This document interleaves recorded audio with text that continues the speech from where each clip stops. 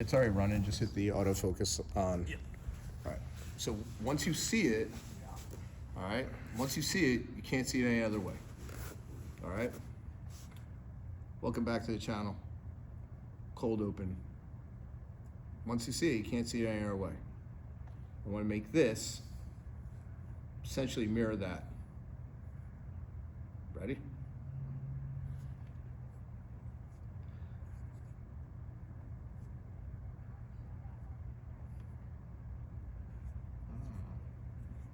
Starting to follow? Let me make it more in depth. Watch. This hand's closer to me, this hand's over that. Look where my right thumb is facing right now. That way. Look at my right big toe. Look at that. Left foot, left hand. Kind of close. Left thumb, right now, is tucked.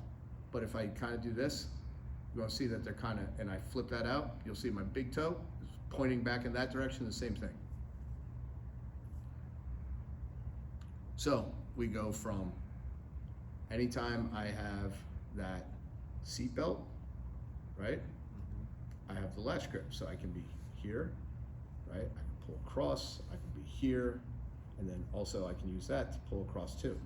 My right hand can go whoop. So that rotation pulls into the internal rotation of my left shoulder.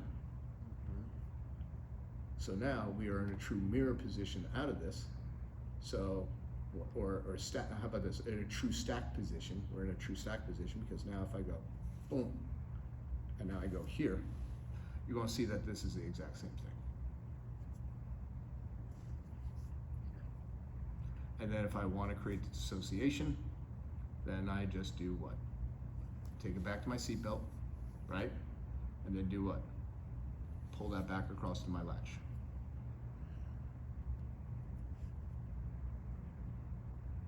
Because here, right? This is a triangle, this is a triangle. And it's separated by the midline.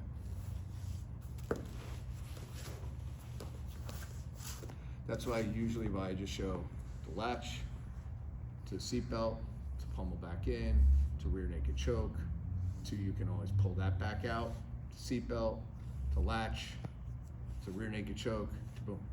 Because if you have one, you always have the combination of the other two. And then when you have that, you combine it with the feet, and how that's really gonna go, it's pretty much the same thing. So the only other variation that we really kind of talk about. And there's obviously other finger articulations is where we go. The sealed S grip or the locked S grip from there, because with the thumb just put that way, you can't really do it, but this way you can. Because latch grip is just essentially going to be the equivalent of Xerxes squat, the same thing. Yeah. So you can pretty much interchange with all of them. So if I want to make sure I can still have a lot of my movement, or make sure that I have good shoulder stuff, I may go looser here, knowing that if you go to peel or do whatever, you're going to fight my entire body weight, but my legs can also do whatever I need to do and vice versa. So that's why normally, just on that side, go to your knee. Why I would go to that low X. I go to the low X.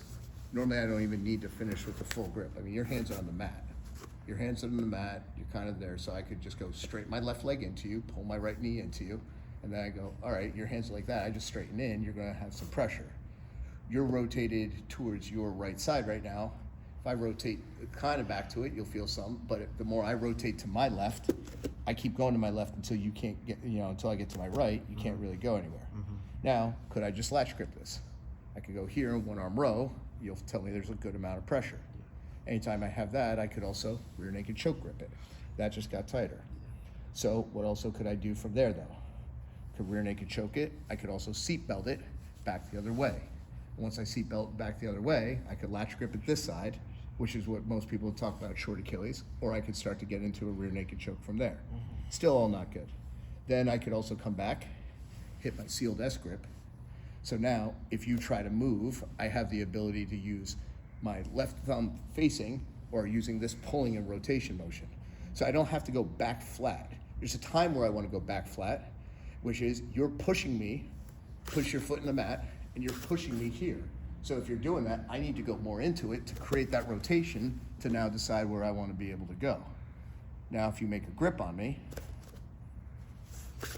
that rotation means you've overcommitted to that, and then I can decide, am I going to look at dragging? Am I looking for the submission? Am I going to pull you away and start looking at false reaping and going into inside ashi if I get to that angle? Because right now your left leg is more extended.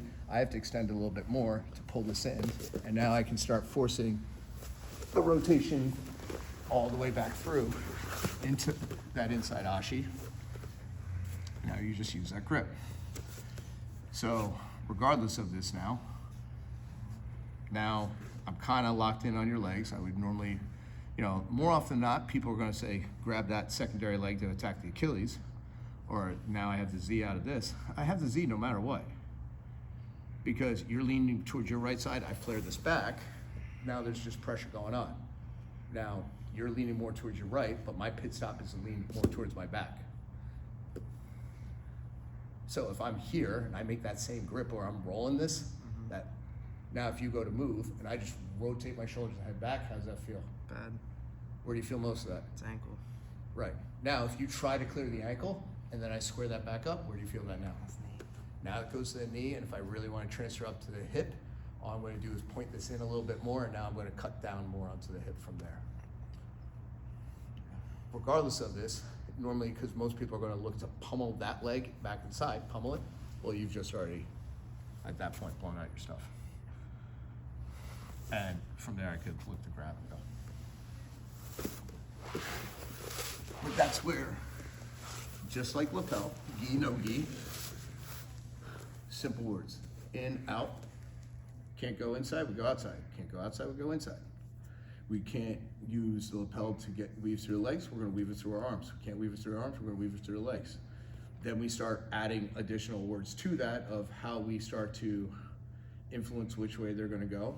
When do we also use a traditional, when we say traditional grip, we're just gonna say grip, meaning I have the lapel in squid guard, where I have this wrapped outside of your leg, outside of mine, weaving through, and my right thumb is still facing in. I could have it where my right thumb is facing out. Right thumb facing out, probably going outside. Well, if I have a cross grip, think of it, cross grip, and my thumb is facing the same, so thumb is facing in, we'll say relatively to this, where are we probably going? We're probably going outside. If my thumb is facing, going back toward, my left side, we're probably going opposite way. The problem is though, is that if I have your body weight all the way on top of me and I have this, I'm essentially turning this into a bicep exercise and I'm overextending my arm. So that's where we want to go. Cross grip, let this hand become something that's more of our free blocker, self grip, self frame, everything else with it. So I may go here to start, pass this back, so now this hand can do more work, and then I can decide from there how I want to play out of it. And that's where all these other things, like a couple things we'll just film right now, of here just, people have seen these things, may have seen some of these things before, like how to get out of knee on belly. How do you get on bottom mount? Well, here's a variation of half guard that, again, some will look at and say, this doesn't work. And I'm going to say, you're probably right. It doesn't work in the scenario of how you were addressing it based off of the person's body type, right hand, left side dominance, and more overall awareness of when to apply it. So if you tell me the technique doesn't work, this is like why I don't argue with people online anymore, it doesn't work. Here's why it doesn't work, because you're absolutely right. It's not going to work in the scenario of probably how you're going to try it. However, if you pay attention to what I'm saying, just like I would tell everybody that, yes, you over there, everything works. Everything you're watching is working because it showed up in the video, and if they do, it actually works, that's the way it's going to be. But you also have to be aware if it's situationally it's going to work through it, and that's why you need to do a lot of these different reps. You got to do some of the stuff like Ray said, talk, and just be aware of what's kind of going on. Because again, when you don't have a choice, it becomes really easy. When you have options or you have choices, it becomes more challenging and hard. My thing is really simple. I want to kind of live more with not really having a choice, but I'm usually simplifying it to one thing and making them think everything what that looks like. Go ahead, stop.